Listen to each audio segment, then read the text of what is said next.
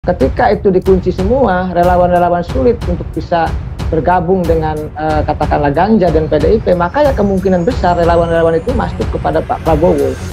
Oleh karena itu tidak aneh dan tidak heran misalkan pendukung atau relawan Gibran, relawan Jokowi di Surakarta yang lalu gitu ya, itu mendukung Pak Prabowo. Lalu kita tahu juga ketika musra, relawan-relawan Jokowi juga memunculkan nama Prabowo sebagai unggulan ya, menang urutan pertama hasil musra relawan-relawan Jokowi tersebut.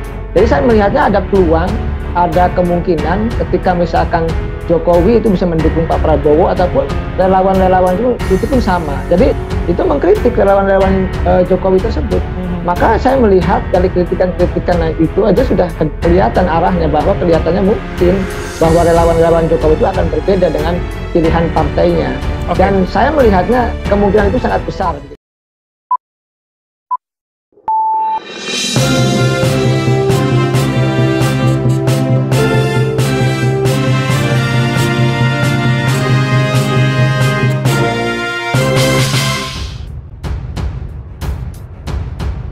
Baik, Pak Ujang, langsung saja. Jadi apa yang kemudian bisa kita baca dari safari yang begitu gencar?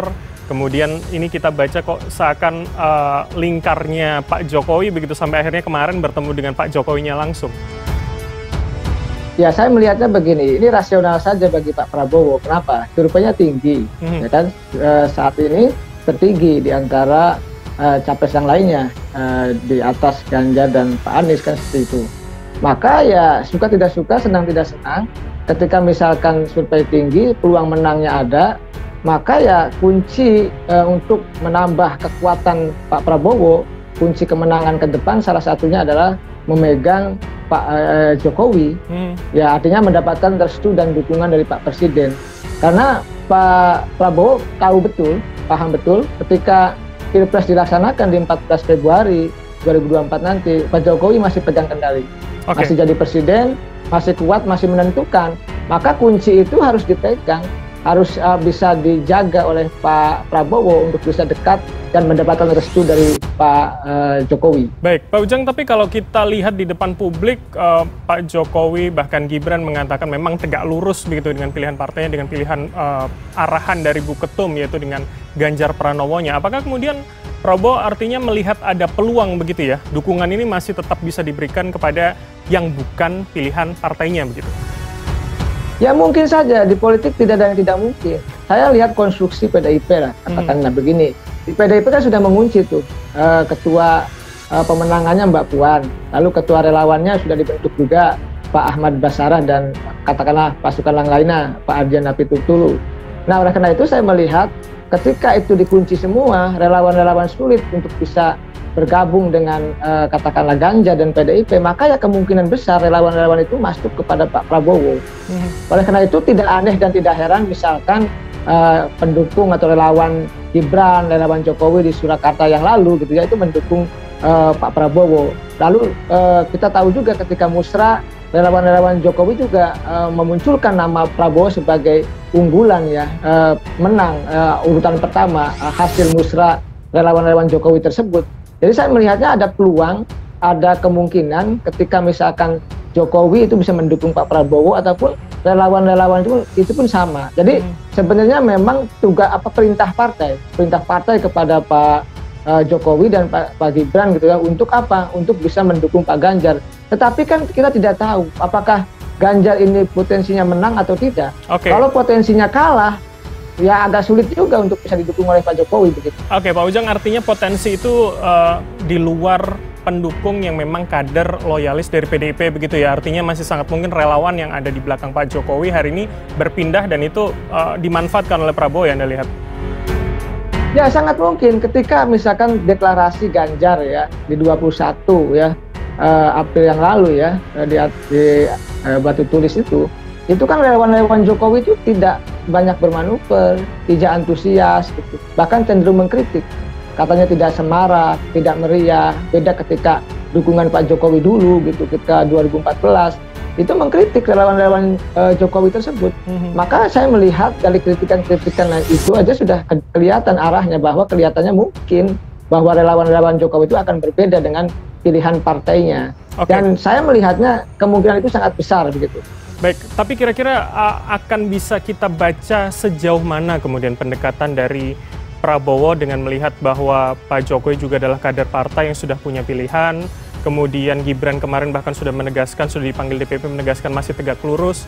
Artinya di mana celahnya? Kalau misalkan beberapa premis lain kita lihat bahwa misalkan Ketum Projo Budi Ari mengatakan Jokowi tak bolehkan Gibran jadi cawapres Prabowo, terus kemudian ada beberapa gugatan soal minimal umur capres-cawapres di MK. Ini kan seakan-akan orang akhirnya mengaitkan satu sama lain, mencocok logikan premis-premis yang ada ini. Anda melihat bagaimana?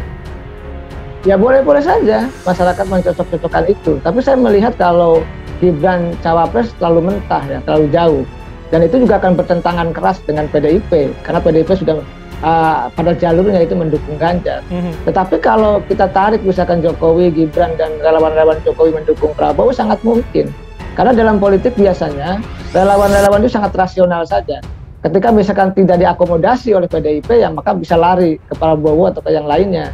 Atau kalau kemungkinan menangnya itu ada di Pak Prabowo, ya bisa berbalik arah, relawan itu mendukung Pak Prabowo.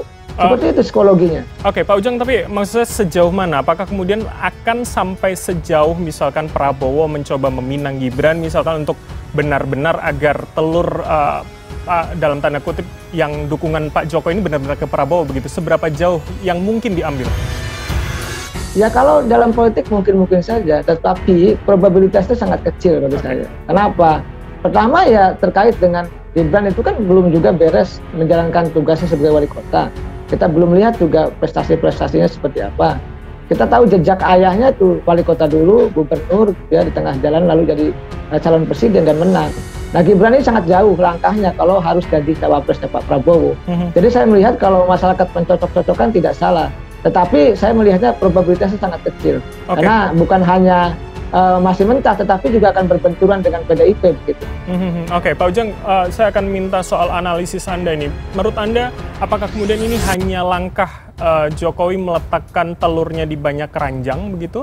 Ataukah kemudian memang bisa kita tafsirkan hari ini arahnya Pak Jokowi memang bukan ke Ganjar tapi ke Prabowo? Seperti apa? Ya dalam politik semua serba mungkin ya, karena bagaimanapun kan Pak Jokowi butuh keseimbangan. Ya butuh melihat situasi politik dan dinamika ke depan. Misalkan siapa nanti yang punya potensi menang. Saya meyakini ya kalau potensi menang itu ada di tangan Pak Prabowo gitu, maka Pak Jokowi juga bisa mendukung Pak Prabowo. Karena rasional saja, di politik itu akan mendukung yang menang. Nah makanya kalkulasi-kalkulasi yang matang itu akan dihitung betul oleh Pak Jokowi gitu, siapa yang nanti yang akan menang. Kan kecenderungan politik itu ke sana, karena bagaimanapun kalau misalkan Pak Jokowi tegak lurus mendukung Ganjar, lalu tahu kalah Ganjarnya, yang menang Pak Prabowo, kan menjadi rumit, menjadi masalah, menjadi problem ketika Pak Jokowi sudah tidak menjadi presiden lagi. Jadi saya melihatnya tadi kalau soal telur ya, jangan ditempatkan di keranjang yang sama. Ya itu betul, kalau satu pecah ya pecah semua. Oleh karena itu ya dalam konteks pilihan Pilpres ini ya Pak Jokowi tadi ya dekat dengan Ganjar, di saat yang sama juga sangat dekat dengan Pak Prabowo. Ya pilihannya itu. Yang penting bagi Pak Jokowi ya kedua-duanya masih teman-teman di istana lah, kira-kira seperti itu. Baik, all the president men begitu ya. Pak Ujang, kemudian kalau kita lihat safari terus-menerus dilakukan Prabowo paling tidak dalam 2 minggu terakhir, apakah kemudian kita melihat ada semacam ketidakpercayadirian dari Prabowo yang juga sebetulnya sudah memiliki koalisi, bahkan katanya Golkar juga ingin bergabung begitu. Kenapa masih harus kemudian mendekati Jokowi dan berharap adanya endorsement dukungan tadi? Anda melihat seperti apa? Ya, Pak Prabowo walaupun sudah dicapreskan oleh Partai Gerindra masih rawan. Rawannya apa? Koalisinya hanya dengan Gerindra. Mohon maaf, dengan PKB ya.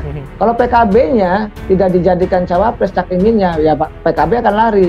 Nah ketika PKB lari, maka Pak Prabowo tidak bisa jadi capres. Karena kurang dari 20%. Ya tidak memenuhi presidensial threshold. Nah itu yang sangat rawan. Dan Pak Jokowi tahu persis bahwa ya untuk bisa memegang kendali Cak Imin juga ada di tangan Pak Jokowi gitu loh.